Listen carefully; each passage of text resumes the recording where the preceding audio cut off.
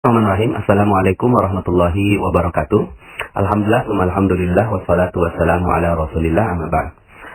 Alhamdulillah Bapak Ibu, bagaimana kabarnya hari ini? Semoga selalu dalam limpahan keberkahan, kemuliaan dan kejayaan dari Allah Subhanahu wa taala. Semoga saya doakan sahabat magnet rezeki semua juga mendapatkan rezeki berlimpah dari Allah Subhanahu wa taala. Oke, pada kesempatan kali ini saya ingin menyampaikan sebuah materi yang dahsyat ya, dan penting sekali ya. Ketika Anda menjalankan materi ini, maka niscaya rezeki Anda berlimpah ruah Bapak Ibu ya.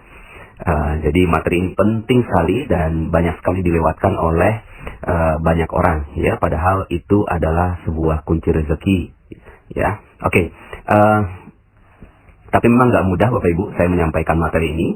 Makanya mohon maaf ya, saya sempat janji bahwa saya akan menyampaikan materi ini, tapi saya tunda karena ada satu materi, yaitu merawat terumbu karang yang harus saya sampaikan terlebih dahulu ya.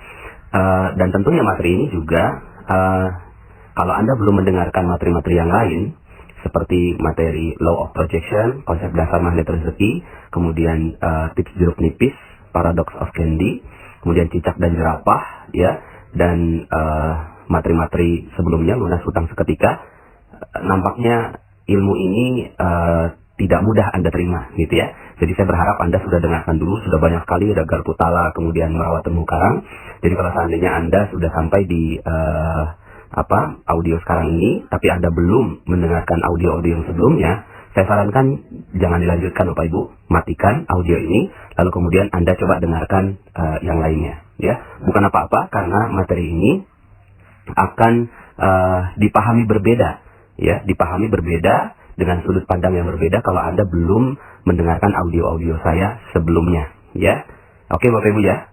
Ya siap ya. Jadi kalau Anda belum mendengarkan, langsung matikan saja. Silakan Anda dengarkan lagi yang materi yang sebelumnya. Insya Allah nanti akan sampai juga di materi ini. Karena materi ini dahsyat Bapak Ibu. Materi ini akan membuat Anda semua akan dapatkan rezeki berlimpah dari Allah Subhanahu wa taala ya. Judul materinya adalah jurus jitu menarik piutang gitu Bapak Ibu ya. Jurus jitu menarik piutang. Bagi bagi Anda yang memiliki piutang, piutangnya adalah kita menghutangi orang, lalu kemudian orang itu nggak bayar-bayar gitu ya, atau orang itu belum sampai pada proses pembayarannya lah begitu ya. Intinya sih kita belum terima dana dari orang yang kita berikan hutang itu ya. Nah, bagi Anda yang memiliki piutang ya, bagi Anda yang memiliki piutang, saya ucapkan selamat Bapak Ibu ya. Saya ucapkan selamat buat Anda. Kenapa? Karena Anda adalah orang yang luar biasa ya. Anda adalah orang yang luar biasa. Anda adalah orang yang diberikan berkah oleh Allah Subhanahu wa taala. Anda adalah orang yang mulia ya.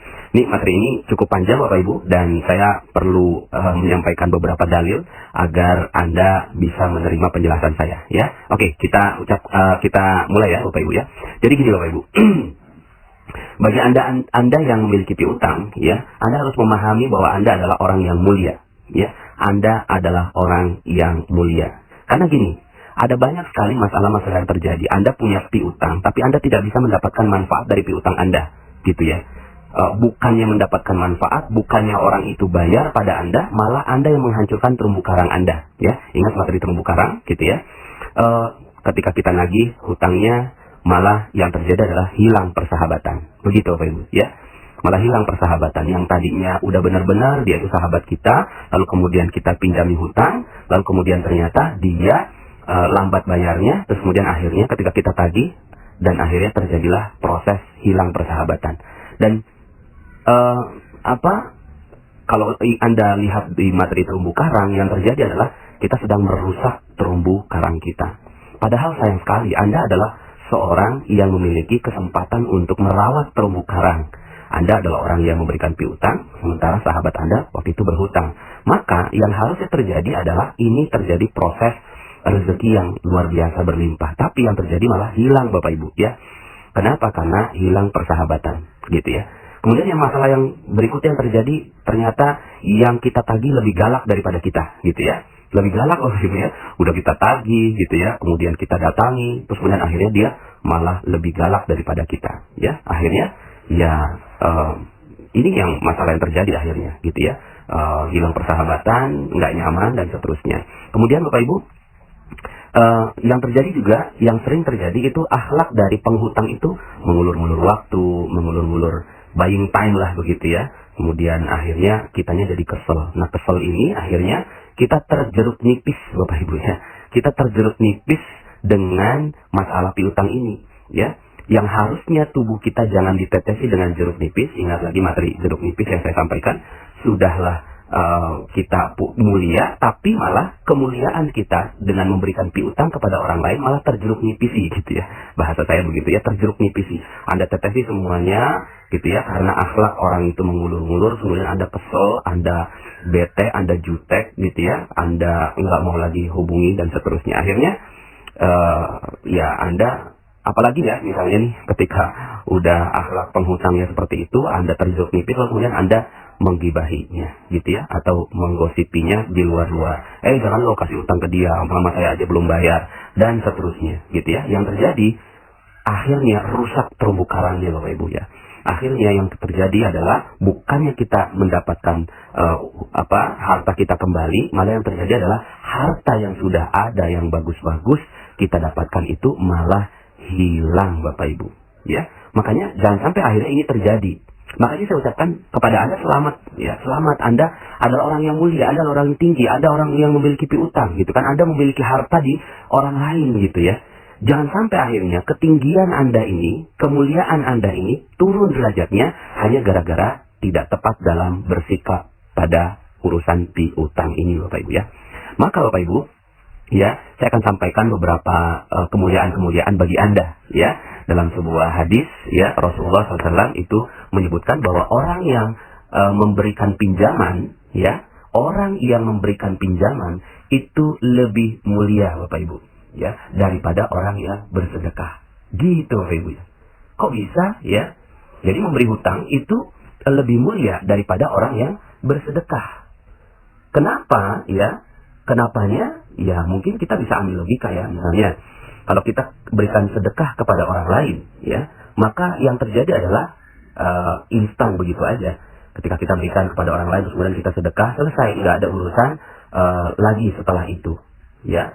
Kemudian orang yang diberikan sedekah hilang tanggung jawabnya ya, hilang ya tanggung jawabnya. Sementara kalau kita berikan pinjaman, orang akan bertanggung jawab gitu. Jadi kita latih orang untuk bertanggung jawab. Misalnya ada orang yang datang pada kita, saya lagi kesusahan, kemudian tolong dong saya diberikan uang gitu kan. Jauh lebih baik, jauh lebih mulia ketika Anda katakan, maaf nih saya kayaknya nggak bisa kasihin uang, tapi gitu kan, saya bisa kasihin pinjaman, mau nggak kamu gitu. Nah, proses ini lebih mulia daripada proses memberikan sedekahnya. Gitu ya, kalau Anda berikan pinjaman, akhirnya jauh lebih mulia. Perkara nanti dia nggak bayar, itu nanti kita akan bahas gitu ya. Yang jelas, proses memberikan pinjaman itu lebih mulia daripada hanya memberikan sedekah, karena terjadi tanggung jawab di situ. Kemudian yang kedua Bapak Ibu, ketika kita berikan kepada orang yang tadi membutuhkan, ketika kita kasih sedekah, maka bisa jadi yang memberi sedekah itu merasa mulia. Akhirnya muncul ujub, ria, sombong, takabur, sum'ah. Ada fitnahnya ke arah sana. Tapi kalau seandainya Anda memberikan pinjaman gitu ya, maaf ini kan kita pinjaman gitu, Anda bisa terhindar dari sikap seperti itu ya, dari fitnah hati yang membuat Anda akhirnya merasa lebih mulia, dan orang yang ada di depan Anda lebih hina, atau orang yang meminjam itu merasa dirinya hina gitu ya. Tapi kalau pinjam, maaf ya, ini saya nggak kasihin sedekah, tapi kita pinjam nih, gitu ya. Saya kasihin pinjaman ke kamu. Akhirnya yang terjadi adalah itu sama rata, Bapak Ibu, sederajat gitu. Ya, maka kalau Anda ingat materi terumbu karang, yang kita lakukan adalah kita membahagiakan sekaligus memuliakan. Kalau sedekah saja itu hanya bahagia. Orang iya bahagia dengan diberikan sedekah, tapi belum tentu mulia. Tapi kalau dalam pemberian pinjaman, yang terjadi adalah dia tetap mulia dan dia tetap bahagia. Begitu Bapak Ibu. Pada saat pemberiannya ya, nggak tahu nanti pada saat bayar, nanti kita akan bahas gitu ya. Yang jelas pada saat proses pinjamannya itu ya sangat mulia. Makanya Rasulullah SAW ya itu bersabda, dan ini hadisnya riwayat Ibnu Majah dan Baihaqi. Saya belum teliti derajatnya, tapi cukup baik untuk kita ambilkan sebagai satu dalil. Pada malam aku diisrakan ya, atau dimi'rajkan, aku melihat tulisan di atas pintu surga ya. Tulisannya apa? Pahala sedekah ialah 10 kali ganda. Dan pahala memberi hutang ialah 18 kali ganda. Begitu Bapak Ibu. Jadi ternyata kita kasih sedekah itu cuma 10 kali. Ya udah bagus ya, 10 kali udah bagus. Tapi ketika kita memberikan pinjaman, memberikan hutang kepada orang lain, itu 18 kali ganda. Kemudian aku bertanya kepada Jibril, kenapa memberi hutang lebih banyak pahalanya daripada sedekah? Jawabnya Jibril, karena orang yang meminta sedekah dalam keadaan meminta, sedangkan dia mempunyai harta. Sedangkan orang yang meminta pinjaman, tidak akan meminta pinjaman kecuali karena suatu keperluan. Begitu Bapak Ibu. Maka, dengan hadis ini, kita bisa pahami bahwa memberikan pinjaman jauh lebih mulia daripada memberikan sedekah. Maka kalau Anda yang mendengarkan audio ini dan merasa memiliki piutang, sekali lagi saya ucapkan selamat Bapak Ibu ya. Selamat karena Anda adalah orang yang gitu ya, mulia di sisi Allah Subhanahu wa taala ya. Jadi ini yang pertama, bahwa pahala sedekah itu lebih mulia, pahala pinjaman itu lebih mulia daripada pahala sedekah. Yang kedua Bapak Ibu ya. Yang kedua, dalam sebuah hadis disebutkan, barang siapa yang melepaskan saudaranya dari kesusahan di dunia, niscaya Allah akan melepaskannya dari kesusahan di akhirat. Gitu Bapak Ibu ya. Jadi subhanallah, ketika Anda melepaskan kesusahan seseorang gitu. Kalau ini hadis riwayat Muslim nomor 2699. Barang siapa yang meringankan sebuah kesusahan atau kesedihan seorang mukmin di dunia, Allah akan meringankan kesusahannya pada hari kiamat. Barang siapa memudahkan urusan seseorang yang dalam keadaan sulit, Allah akan memberinya kemudahan di dunia dan akhirat. Begitu Bapak Ibu ya. Akhirnya, Anda yang memiliki piutang sekarang adalah seorang yang sudah pernah waktu itu memberikan kebebasan, ya, kemelaratan, kesusahan, kesedihan bagi seorang hamba, ya, hamba Allah. Maka Allah akan berjanji, Anda akan juga dibebaskan semuanya di akhirat. Begitu. Maka dengan posisi ketinggian yang seperti ini, kemuliaan yang seperti ini, jangan sampai akhirnya posisi mulia itu jadi turun derajatnya karena sikap kita yang tidak pandai dalam mengelola sikap dalam berpiutang, ya. Nah, sikapnya apa saja Bapak Ibu ya? Yang pertama, ya, jadi tadi itu kemuliaannya ada dua gitu ya, bahwa memberi pinjaman lebih mulia daripada bersedekah, dan orang yang melepaskan beban seorang di dunia akan diselamatkan di akhirat gitu ya. Jadi Anda mulia sekali, maka jaga kemuliaan ini.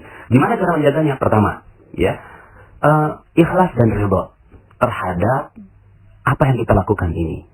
Dan apa yang pernah Anda lakukan waktu itu, mungkin, aduh Pak Nas, kan ada beberapa ya yang konsultasi ke saya, Pak Nas gimana ya caranya untuk nagih utang gitu ya, kok sampai sekarang saya belum bisa nagih ke dia gitu ya, terus ketika nagih kok dia marah-marah dan seterusnya. Bapak Ibu, proses ikhlas dan ridho itu diberikan pada saat awal gitu.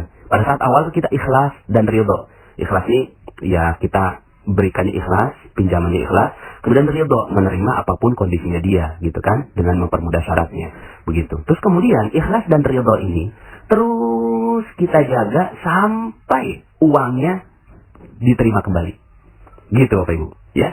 Jadi ini yang harus dijaga, sikap kita ikhlas dan ridhonya itu nggak boleh turun. Saat pertama kali kita berikan itu kita ikhlas dan ridho, biasanya begitu. Tapi pada saat kok ya kita lagi butuh, dianya kagak ngembaliin, itu langsung turun derajat kita Bapak Ibu.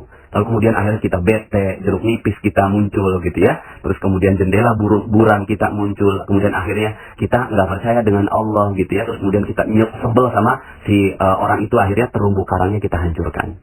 Maka Bapak Ibu ya, yang harus kita lakukan adalah jagain nih ikhlas dan ridhonya sampai itu uang kembali gitu. Kalau Anda berhasil menjaga keikhlasan dan keridhaan ini, maka insya Allah rezeki Anda akan terbuka Bapak Ibu.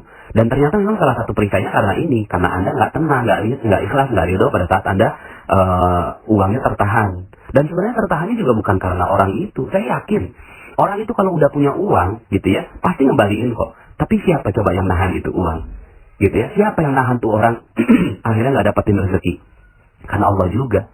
Allah yang nahan rezekinya. Nggak mungkin gitu ya, kalau Allah mau kasih rezeki mah gampang aja. Kalau Allah mau kasih hidayah pada dia, gitu ya, kamu tuh rezekinya nggak terbuka karena kamu punya utang sama si fulan. Lalu kemudian dia bersegera memberikan hutangnya pada kita, hartanya pada kita, begitu Bapak Ibu. Maka Bapak Ibu ya, ini yang harus Anda lakukan, yang harus kita lakukan. Ya, saya juga latihan ketika saya punya piutang, ya udah ikhlas dan ridho sampai ujungnya, gitu ya. Karena begini, Mungkin pada saat kita berikan hutang kepada orang lain, sekarang mungkin kita sedang punya Bapak Ibu. Pas kita lagi punya. Dan itu juga bukan milik kita juga toh. Itu juga milik Allah kan. Ya pada saat kita berikan kepada dia, nih saya kasih ke kamu ya, gitu ya. Saya kasih ke kamu gitu. Pada saat itu mungkin kita lagi punya dan dia lagi nggak punya Bapak Ibu. Tapi satu saat bisa nggak keadaannya berbalik? Bisa Bapak Ibu. Pada saat kita yang lagi butuh dan dia yang lagi punya. Maka sudah ikhlas dan ridho terus sampai akhir. Karena Anda ingin menjaga gitu kan posisi mulia Anda di sisi Allah ya, dan ingin membantu kondisi kesulitan saudara Anda, maka ya sudah bismillah ikhlas dan ridho tentang itu sampai uangnya kembali gitu ya. Jadi kalau seandainya Anda sekarang ini masih ada yang terjeruk nipisi ya, dengan piutang Anda yang belum kebayar ya, sampai detik ini penjelasan saya mudah-mudahan Anda bisa oke, ya, semuanya hanya jeruk nipis gitu kan, lepasin Bapak Ibu. Ikhlas dan ridho. Yang kedua, tentunya ya, sikap yang harus kita lakukan ketika memberikan piutang, sunnahnya untuk ditulis. Ada satu ayat yang panjang sekali di dalam Al-Quran, gitu ya. Panjang sekali ayatnya, dan itu adalah ayat terpanjang di dalam surat Al-Baqarah, ya. Itu kaitannya dengan sunnah ini, untuk menulis Bapak Ibu. Agar apa? Agar ketika terjadi konflik, itu ada rujukannya, gitu ya. Ya, saya juga, materi ini untuk saya juga, kadang-kadang saya juga nggak nulis, ya. Tapi bismillah, insya Allah, mudah-mudahan kita bisa menulis ini. Tulisannya, agar kita menjadi punya rujukan pada saat terjadi perbedaan pendapat. Kemudian yang ketiga, ya, nah ini dia, ya, yang namanya proses pinjaman dan Anda ingin mendapatkan berkah dari rezeki piutang, syarat yang nomor tiga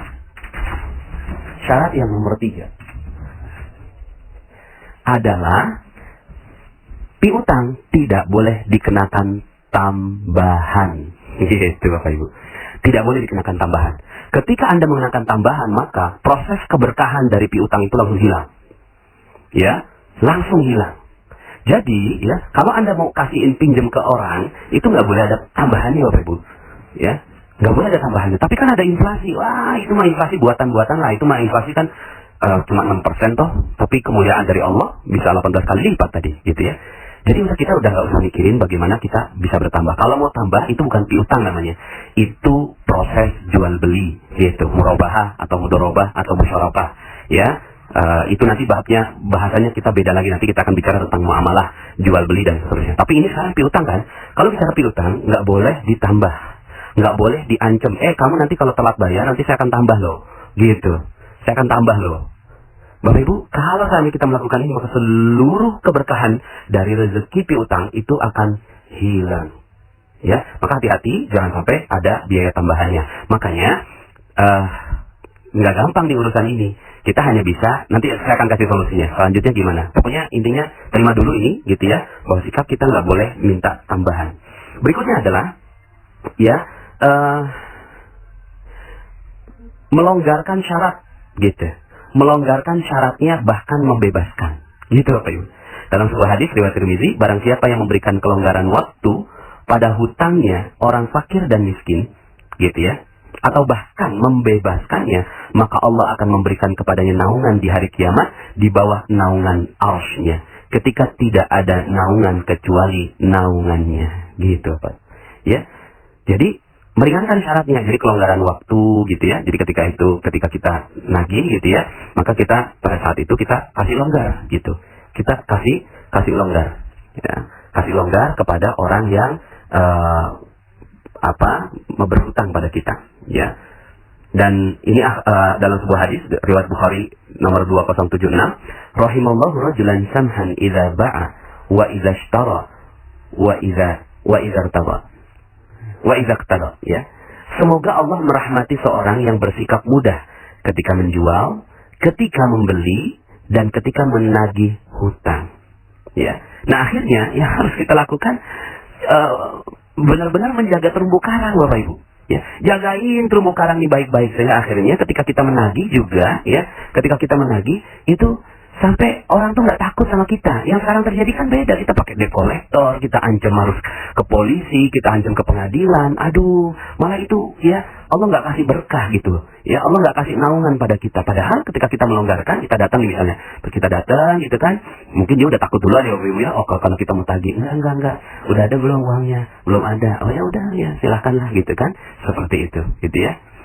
Ya, jadi ketika Anda melakukan itu, maka insya Allah Allah Subhanahu Wa Taala akan memberikan kemudahan kepada Anda. Ya, misalnya dalam hadis Ibnu Umar dan Aisyah radhiyallahu anhuma, Rasulullah SAW bersabda, "Man taba haqqan, ya, falyatlubhu fi afafin wafin aw ghairi wafin." Siapa saja yang ingin meminta haknya, hendaklah dia meminta dengan cara yang baik-baik pada orang yang mau menunaikan, ya, pada orang yang mau menunaikannya ataupun menunaikannya. Ya, ini hadis riwayat Ibnu Majah 1965. Dalam hadis lain Abu Hurairah radhiyallahu an, ya, khudh haqqak, ya, khudh haqqak fi afafin wafin aw ghairi wafin.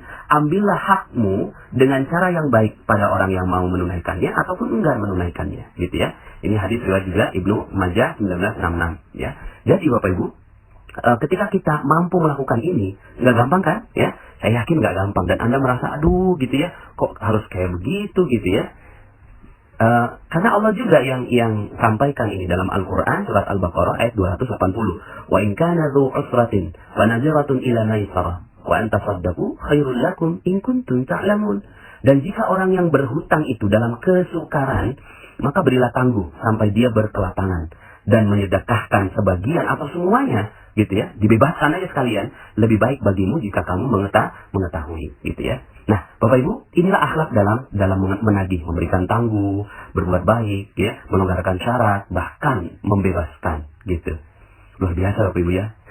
Jadi ini hadisnya banyak sekali, hadis riwayat Muslim nomor 3006, ya, barang siapa memberi tenggang waktu bagi orang yang berada dalam kesulitan untuk melunasi hutang atau bahkan membebaskan utangnya, maka dia akan mendapatkan naungan dari Allah Subhanahu Wa Taala. Ya, dalam hadis riwayat Ahmad, gitu ya, barang siapa ingin mendapatkan naungan Allah Azza wa Jalla, hendaklah dia memberi tenggang waktu bagi orang yang mendapatkan kesulitan untuk melunasi hutang atau bahkan dia membebaskan hutangnya, gitu ya.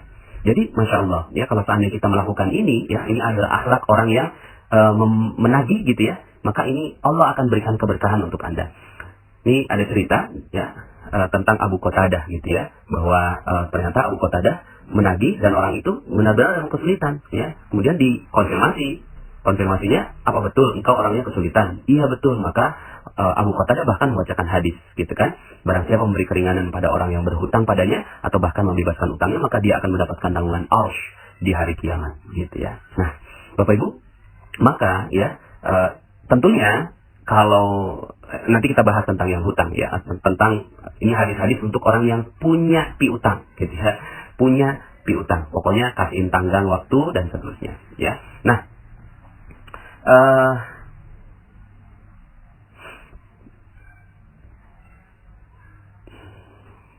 Nah, jadi Bapak Ibu, yang berikutnya dari sikap kita, ya, jadi pahala piutang ini Bapak Ibu double lagi, ya. Jadi kalau Anda mau dapetin keberkahan dari piutang Anda bisa kok, gitu ya. Anda bikin lipat ganda, gimana caranya, gitu ya. Lipat gandanya itu begini, ya. Lipat gandanya tuh, ya, lipat gandanya, maaf nih, saya harus cari catatan saya tadi. Nah, ini dia, ya. Dari Sulaiman bin Buraidah, gitu ya. Barang siapa memberi tenggang waktu pada orang yang berada dalam kesulitan, gitu ya. Jadi dia memberi tenggang waktu pada orang yang berada dalam kesulitan, yaitu hutangnya, maka setiap hari sebelum batas waktu pelunasan, dia akan dinilai bersedekah senilai pinjamannya itu. Jadi misalnya gini, Anda pinjemin orang 5 juta, ya. Lalu kemudian batas waktunya 3 bulan. Selama 3 bulan itu, maka Anda dapetin bersedekah 5 juta, dihitung di sisi Allah sampai 3 bulan. Dahsyat Bapak Ibu, ya. Jadi Anda kalau mau dapetin berkahnya dari piutang Anda, ini caranya, gitu ya. Jika utangnya belum dilunasi, gitu ya, lalu dia masih memberikan tenggang waktu setelah jatuh tempo, maka setiap harinya akan dinilai telah bersedekah 2 kali lipat dari nilai piutangnya. Gitu Bapak Ibu. Jadi misalnya 3 bulan, ya itu dapat tuh 5 juta, 5 juta, 5 juta, 5 juta selama 3 bulan. Itu dapat pahalanya senilai itu di sisi Allah. Lalu kemudian setelah 3 bulan kita udah ini kita datang nih, maaf ini kan udah batas waktu, bisa nggak?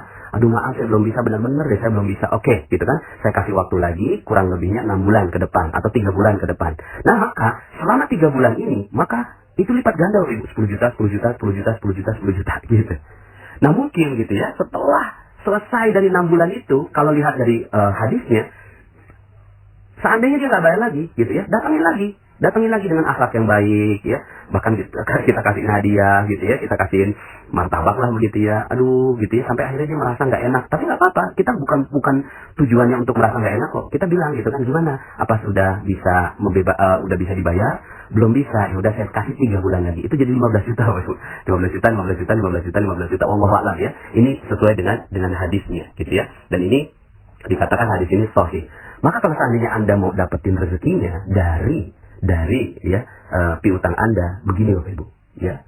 Apalagi kalau Anda pas dia udah nggak bisa lagi, beneran kamu udah nggak bisa, ya udah deh, saya bebaskan. Ketika dibebaskan, maka langsung harus berguncang dan mencatat Anda adalah orang yang pantas untuk mendapatkan naungan dari sisi Allah Subhanahu wa taala.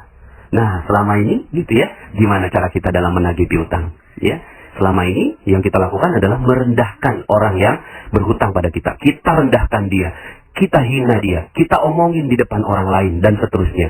Malah yang terjadi adalah kerusakan buat diri kita sendiri, ya. Nah, Bapak Ibu, itulah kira-kira sikap-sikap yang harus ditunjukkan, dan kalau Anda melakukan itu, maka insya Allah sebentar lagi rezeki Anda itu akan berlipat ganda. Ya udahlah, gini aja, ya. Pada saat itu kita udah nggak usah nagih kepada orang itu, gitu ya. Ke orang itu tuh cuma bermuamalah aja, gitu. Tapi kita nagihnya kepada Allah. Ya Allah, saya dengar hadis seperti ini, saya dengar ayat seperti ini, maka ya perkenankan aku memintanya kepada Engkau. Kalau udah kayak gitu, masya Allah. Nah, selanjutnya Bapak Ibu, sikap yang harus kita tunjukkan berikutnya. Kan ini udah terjadi nih, ya, udah terjadi piutangnya. Ya udahlah, begitulah akhlak Anda dalam menagih piutang. Nah, sekarang gimana berikutnya? Berikutnya, prinsip untuk berikutnya kalau Anda mau berikan pinjaman kepada orang lain. 1, teliti dengan orang yang mau berhutang.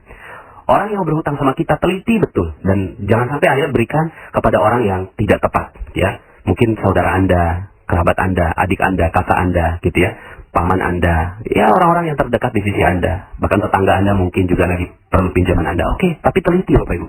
Telitinya apakah orangnya memang kecenderungannya mau menunda-nunda atau tidak, gitu kan?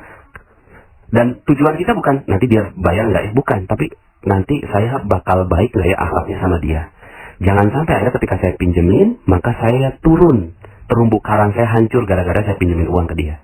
Jadi yang diperhatikan terumbu karang Bapak Ibu ya, bukan uangnya, terumbu karangnya yang Anda perhatikan. Jangan sampai akhirnya terumbu karang Anda akan hilang, hancur gara-gara minjemin uang ke dia, gitu ya. Yang pertama. Yang kedua, kalau Anda udah keluarin uang dalam hal urusan utang, anggap uang itu udah nggak ada Bapak Ibu. Jadi uang itu yang ada dipegang. Uang itu yang ada di tangan. Tapi kalau udah nggak ada di tangan, jangan anggap itu uang Anda. Ya. Termasuk misalnya ketika kita pinjemin uang ke orang, 5 juta kita kasih ke orang lain. Maka jangan anggap bahwa Anda masih punya uang di situ. Seandainya balik tuh 5 juta, itu udah hadiah gitu loh. Ya, emang alhamdulillah Allah masih kasihin uang itu 5 juta ke kita. Tapi kalau udah kasihin ke orang lain gitu, itu udah bukan di tangan Anda lagi loh Ibu. Udah, lepasin aja dan minta sama Allah, ya Allah, saya tiap hari minta 5 juta sampai waktu dia mengembalikannya. Nggak bisa gitu kan? Aduh, nggak bisa. Anda bilangnya begini, yes, alhamdulillah dilipat gandakan jadi 2 kali lipat begitu ya. Ya. Kemudian yang ketiga, saat orang minta-minta, gitu ya, saat orang misalnya datang minta-minta kepada Anda, nanti saya akan bahas tentang meminta-minta. Ketika ada orang yang meminta-minta datang pada Anda, ajak dia untuk bertanggung jawab dengan pinjaman, gitu ya, bisa seperti itu. Kemudian yang keempat, kalau Anda nggak sanggup pinjemin, kalau Anda nggak sanggup nih, dia minjam, berharap dan segala macam, tapi Anda nggak sanggup nih, aduh kayaknya saya nggak sanggupnya bukan uangnya, nggak sanggupnya bukan karena dia nggak mungkin kembaliin, tapi karena nggak sanggupnya tuh jangan-jangan nanti kalau saya pinjemin, saya akan rusak terumbu karang saya, gitu ya, rusak terumbu karang saya. Maka baiknya ke lembaga, ya, ke lembaga, ke Baitul Malka atau Baitul Tamwil gitu kan, seperti itu, ya. Jadi mendingan ke lembaga. Ya mudah-mudahan lembaga kita di Indonesia ini akan baik dengan ilmu magnet rezeki ini, ya. Dan Bapak Ibu, terakhir yang ingin saya sampaikan gitu ya, adalah masuk surga dengan piutang, gitu. Masuk surga dengan piutang Bapak Ibu ya. Gimana caranya gitu ya? Gimana caranya bisa masuk utang dengan masuk surga dengan jalan piutang? Yang pertama adalah ampunan Allah dulu. Ya, dalam sebuah hadis Abu Hurairah radhiyallahu an, Nabi SAW bersabda, dulu ada seorang pedagang. Dia biasa memberikan pinjaman kepada orang-orang, gitu ya. Jadi pedagang biasa kasih pinjaman. Ketika melihat ada orang kesulitan, dia berkata pada budaknya, maafkanlah dia, maafkanlah dia. Artinya bebaskan utangnya. Maka ya, semoga Allah memberi ampunan pada kita, dan semoga Allah pun memberikan ampunan kepadanya. Sampai begitu Bapak Ibu ya. Nah, orang yang seperti ini gitu ya, itu dalam sebuah hadis ya, riwayat Ahmad disebutkan, ada seseorang didatangkan pada hari kiamat. Allah berkata yang artinya, lihatlah amalannya. Kemudian orang tersebut berkata, wahai Rabbku, aku tidak memiliki amalan kebaikan selain satu kebaikan. Gitu. Jadi ini orang dihadapkan kepada Allah, coba lihat catatan amalnya. Enggak ada. Ya sholatnya biasa, ya biasa lah gitu ya, bukannya spesial banget. Tahajudnya biasa, duhanya biasa gitu ya. Kemudian semuanya biasa lah gitu ya. Dia juga nggak spesial banget. Dia juga mungkin nggak bisa berdakwah gitu kan. Dia juga mungkin tidak beramal yang baik-baik, yang sempurna begitu ya. Tapi dia punya satu amalan. Apa amalannya? Dulu aku memiliki harta, lalu aku sering meminjamkannya pada orang-orang. Setiap orang yang sebenarnya mampu untuk melunasinya, aku beri kemudahan. Begitu pula setiap orang yang berada dalam kesulitan, aku selalu memberi tenggang waktu sampai dia mampu melunasinya. Lantas Allah pun berkata, ya, aku lebih berhak memberi kemudahan. Orang ini pun akhirnya diampuni. Masya Allah. Maka Bapak Ibu, yuk sama-sama kita masuk surga. Ini hadisnya riwayat Ahmad. Syekh Syu'aib Al-Arnaud mengatakan bahwa hadis ini sahih, ya. Nah, ada lagi hadis dari Hudzaifah, beberapa malaikat menjumpai ruh orang sebelum kalian untuk mencabut nyawanya. Kemudian mereka mengatakan, apakah kamu memiliki sedikit dari amal kebajikan? Kemudian dia mengatakan, dulu aku pernah memerintahkan pada budakku untuk memberikan tenggang waktu dan membebaskan utang bagi orang yang berada dalam kemudahan untuk melunasinya. Lantas Allah pun memberi ampunan kepadanya. Hadis riwayat Bukhari nomor 2077. Ya, jadi Bapak Ibu,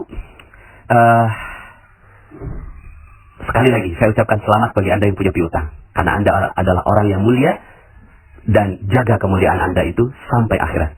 Karena Allah Subhanahu wa taala senang dengan Anda. Senang dan bahagia dengan Anda, karena Anda telah pernah memberikan keringanan kepada orang lain, dan tetaplah begitu. Berikanlah keringanan kepada orang lain, maka insya Allah Allah Subhanahu wa taala akan meringankan Anda di dunia maupun di akhirat.